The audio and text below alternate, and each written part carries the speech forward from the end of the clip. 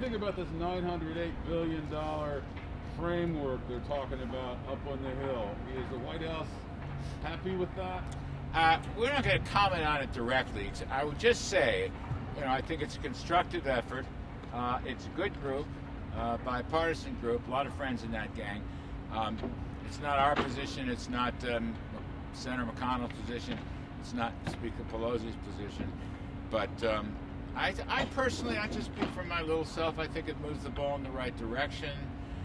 What we want, as much as anything, I spoke to Secretary Mnuchin this morning, who's leading our charge on these negotiations. We've got roughly $600 billion of unspent monies, and you know this. And the law pulls that back by December 31st, but why not use that, repurpose it back to the PPPs, the unemployment assistance, school COVID-related K-12 assistance. There's some airlines could use help, and some other things.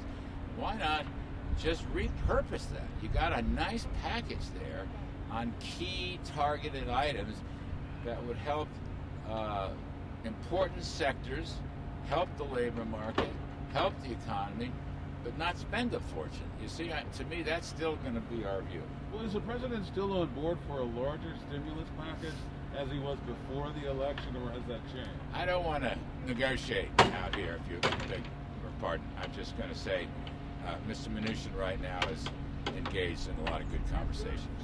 And I heard you talking about I'm freezing. I heard you talking about the NDAA Yes. on TV just a couple of minutes ago. Yes.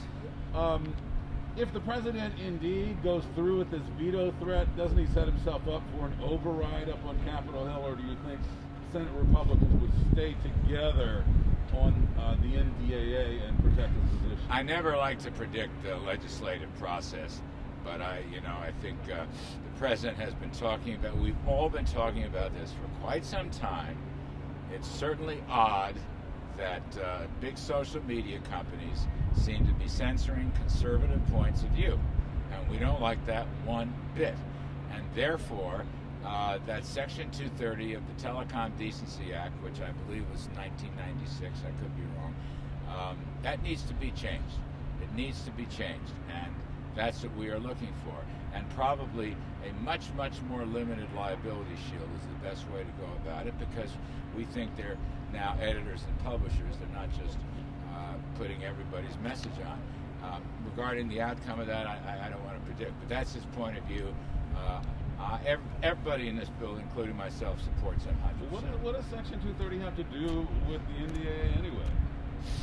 It's a vehicle. It's a vehicle. Sometimes you hang things on large trees.